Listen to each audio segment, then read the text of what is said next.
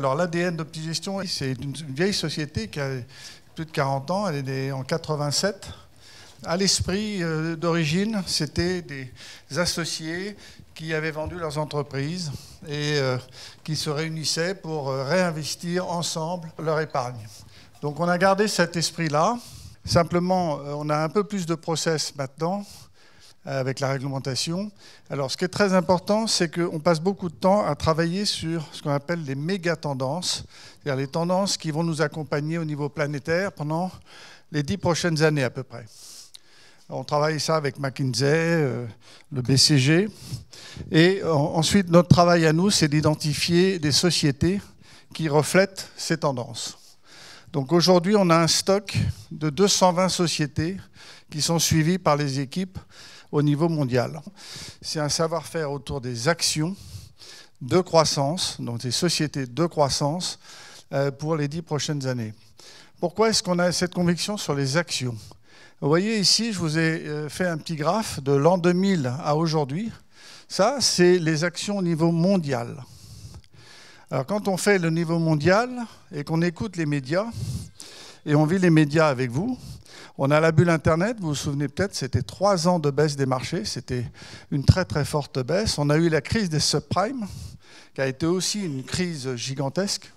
On a eu la dette grecque qui a failli faire sauter l'euro, c'est pour ceux d'entre vous qui se souviennent.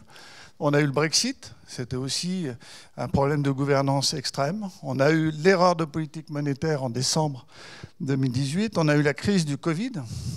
Alors ça a été très violent à la baisse, mais aussi violent à la hausse. On a eu un choc inflationniste en sortie de crise du Covid. Cette inflation qui était à 10-11%, on en est revenu. On a eu le carry trade japonais, je ne rentre pas dans la technique ce soir, mais enfin, ça a été violent. Ça faisait moins 15 sur le marché l'année dernière au mois d'août. Et là, maintenant, on a le grand show trumpien qui nous annonce une mesure douanière à peu près tous les jours. Mais malgré tout ça, vous voyez que le marché a fait 9,7% par an depuis 20 ans. Donc ça indique bien tout de même que les entreprises, si on les choisit bien, peuvent vous retourner sur votre épargne un bon rendement. Simplement, il faut accepter cette volatilité qui est amplifiée par les médias et il faut investir au moins 5 ans. Si vous avez des besoins d'investissement pour acheter un immobilier dans 2 ans, n'allez pas en bourse. Ne prenez pas le risque de la bourse sur une période trop courte. Sur 2024, le CAC avait été très décevant, ça avait fait -2. Les obligations étaient très décevantes aussi l'année dernière. Ça a été un gros pari pour nous parce que les obligations, finalement, les taux sont montés en fin d'année. Et vous savez que quand les taux montent, les obligations perdent. Alors le monétaire, en fait, c'était le meilleur actif l'année dernière, bien mieux que le CAC, bien mieux que les obligations, parce que dans le monétaire, votre capital est garanti. Il ne se déprécie jamais. Et il a rapporté 3,8% l'année dernière. L'indicateur monde a été très bon par rapport au CAC. CAC -2, le MSCI World a fait +25. Petite page de pub, on a fait +30. C'est normal, c'est de bonne guerre. On avait beaucoup joué la pelle et les pioches de l'intelligence artificielle. On va y revenir, c'est un des thèmes de la journée. Enfin, voilà, pour résumer, donc en 2024, -2 pour le CAC, -2,8 les obligations, +25 les actions.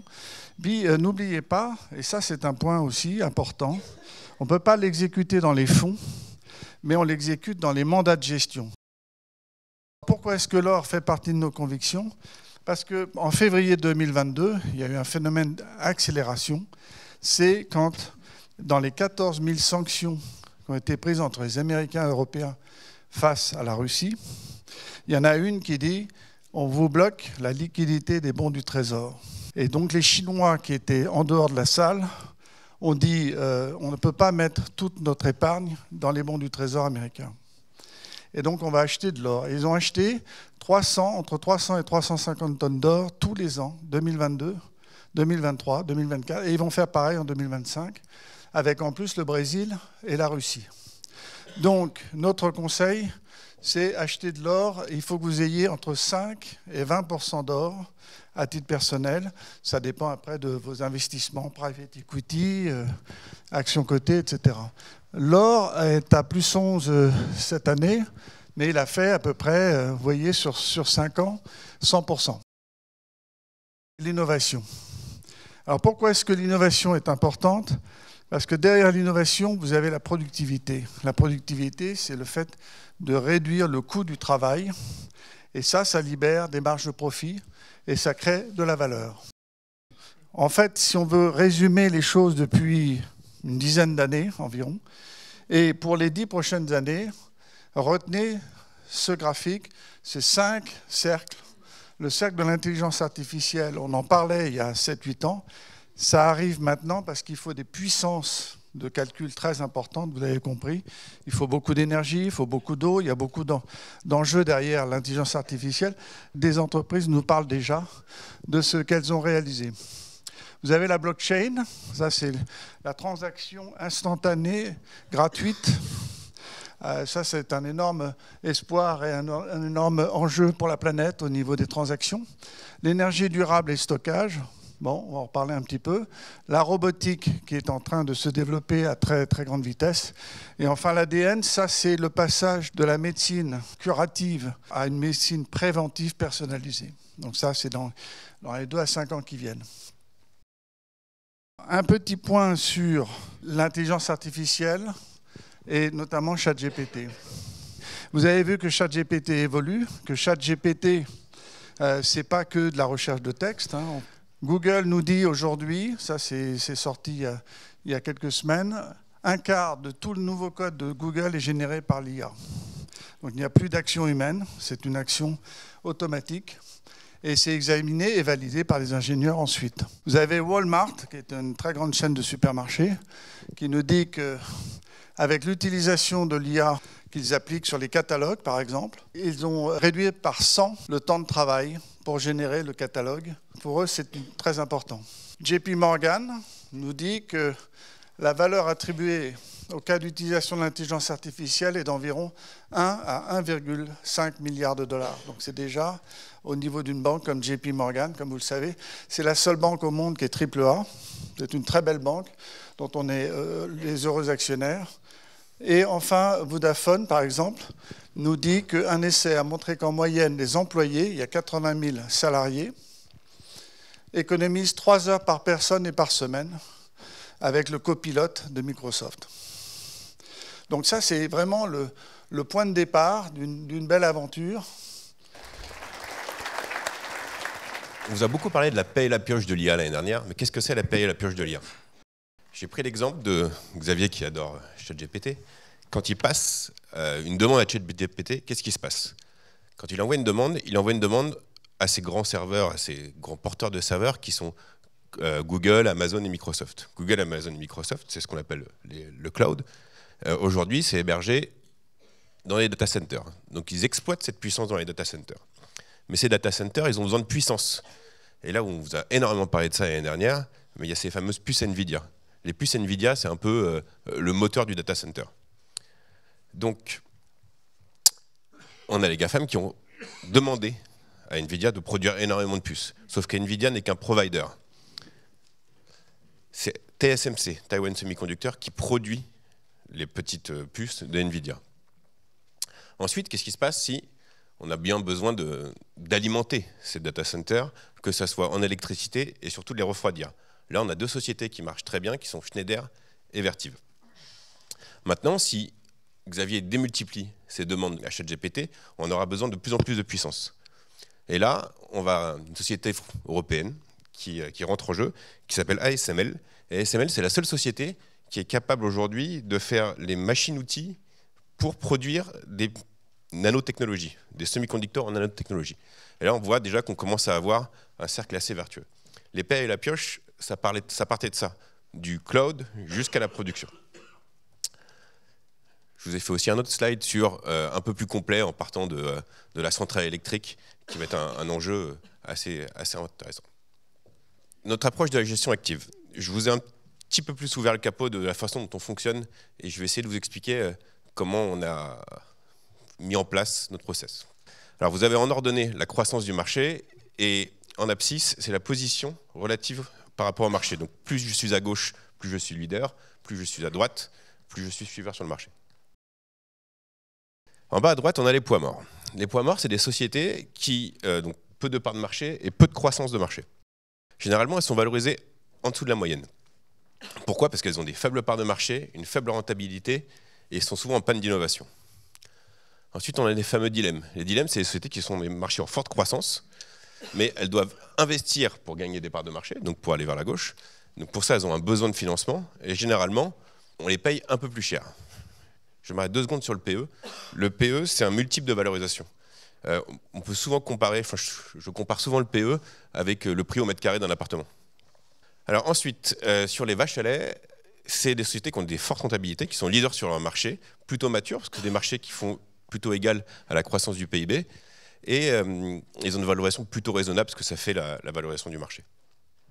Et ensuite, on a ces fameuses étoiles, leaders sur des marchés en forte croissance, avec une forte rentabilité, et il y a une prime sur le multiple, puisque effectivement, le marché, c'est un marché de flux, et donc c'est un équilibre entre l'offre et la demande. C'est toujours pareil, quand on a plus de demande que d'offres, on a mécaniquement les prix qui montent. Je vous ai mis 2-3 exemples. J'ai pris le premier exemple de Carrefour. Ça, c'est un schéma qu'on a automatisé, dans lequel on peut vite voir comment on positionne les sociétés. Ici, c'est les perspectives de chiffre d'affaires et les croissances à 12 mois projetés. Là, on voit que depuis 5 ans, le chiffre d'affaires de Carrefour est plutôt flat. En vert, on a la rentabilité de la société. Là, on voit pareil qu'on a eu, on a connu toutes les crises inflationnistes où ils ont monté les prix et tout le monde a pu remonter ses marges. Mais là, on le voit très bien, sur la fin de 2024, on a une compression des marges et c'est plutôt pareil, flat, donc ça ne fait pas vraiment beaucoup de croissance. Mécaniquement, le cours de bourse, qui est une conséquence de ces bons résultats, est en décroissance. Ensuite, en orange, ça c'est une chose qu'on regarde énormément, c'est le consensus. Donc c'est la somme, c'est la moyenne de toutes les analyses de la place qui suivent la valeur. Et là, ça nous donne un objectif de cours à 12 mois. Là, on voit pareil, un retournement du consensus qui ne voit plus de croissance dans le titre. Et enfin, là, ce fameux PE, donc ce fameux multiple de valorisation. Et là, on le voit que mécaniquement, il continue à baisser. Et ça nous prouve bien que Carrefour est devenu un poids mort. Shopify. Shopify, c'est une plateforme sur Internet qui permet de faire des marketplaces en 1 heure de temps et de pouvoir ouvrir n'importe quel business dont on souhaite. On voit très bien le chiffre d'affaires, forte croissance du chiffre d'affaires, une forte croissance de la rentabilité, mais on voit surtout que la rentabilité est récente, parce qu'on voit très bien qu'elle était proche de 0 en 2023. Un cours de bourse qui, certes, a de la volatilité, mais est en croissance. Un consensus qui suit le cours de bourse. Et enfin, ce fameux PE, et là on voit sur les fameux dilemmes que c'est un PE relativement élevé, donc on le paye très cher, c'est une société qui vaut 60 fois, et ça prouve bien que c'est la rentabilité future qu'on allait chercher sur cette société-là, et qui en fait un dilemme. Ensuite, on a ces vaches à lait. Air Liquide, chiffre d'affaires, croissance, plutôt celle du PIB, on tourne autour de 5 à 10%. Les bénéfices qui suivent cette croissance de chiffre d'affaires, donc on a une bonne maîtrise des marges, le cours de bourse mécaniquement qui s'apprécie, et un consensus qui suit. Une valorisation plutôt stable sur les 5 dernières années, autour de 20. Et enfin, cette fameuse étoile, Mastercard, forte croissance du chiffre d'affaires, une croissance des bénéfices qui suit aussi, une croissance du cours de bourse c'est qu'une conséquence des bons résultats de la société, le consensus qui est toujours positif et qui voit encore de la croissance sur le titre, et un PE qui reste plutôt stable, mais qui est un petit peu élevé, ça vaut 32 fois. 32 fois, c'est l'équivalent de, on va dire, 20 000 € du mètre carré dans Paris. Donc ça, c'est une fameuse étoile. Alors maintenant, comment on positionne les sociétés? Ça, c'est un petit peu un patchwork des sociétés qu'on suit. La mauvaise nouvelle, c'est que pour nous, 60% de la cote sont des poids morts. Et aujourd'hui, nous, notre terrain de jeu, il va se trouver entre ces étoiles, ces vaches à lait et un peu ces dilemmes. Un peu moins ces dilemmes en ce moment, pour la simple et bonne raison qu'avec un coût de l'argent, avec des taux d'intérêt à 4%, on trouve qu'il y a moins d'intérêt à aller prendre des risques dans les dilemmes plutôt que dans les étoiles. Si je résume un peu, dans les dilemmes, on a plutôt tendance à financer, et dans les étoiles et les vaches à lait, à être investisseur. Ça, c'est le résumé des 5 et 10 dernières années, suivant les profils de risque dont on a en portefeuille avec les produits maison. Donc on a les 3 fonds, Optiges Patrimoine, Monde, Europe, l'or, dont Xavier vous a parlé, un peu de taux et du monétaire. Donc sur un profil prudent, on a fait 28% sur les 5 dernières années, équilibré 40 et dynamique 58. Les perspectives pour le prochain semestre. Sur les devises, on est plutôt neutre sur l'euro et le dollar. On est resté sur cette position par rapport à tout ce qui s'est passé ces derniers mois avec la revalorisation de l'euro, avec tous les plans que vous avez pu entendre de nos chers amis allemands qui ont fait que l'euro a fait un petit bond de revalorisation. Plutôt sous-pondéré sur ce qui est monnaie asiatique, dont le RMB et la monnaie japonaise, et neutre sur les émergents. En termes obligataires, on est plutôt positif sur les courts termes et neutre sur les longs termes. Pourquoi positif sur les courts termes? Parce que c'est le marché qui décide de la position, de la valeur du taux à long terme, et le court terme, les banquiers centraux ont un rôle plus important. Sachant qu'on sait que les banquiers centraux européens vont avoir tendance un petit peu à baisser les taux, même si on a eu des chiffres tout à l'heure qui nous disent que peut-être le contraire. Et les Américains aussi ont une tendance à voir baisser les taux. On est plutôt positif sur les courts termes. Le marché obligataire, ça se revalorise quand les taux baissent.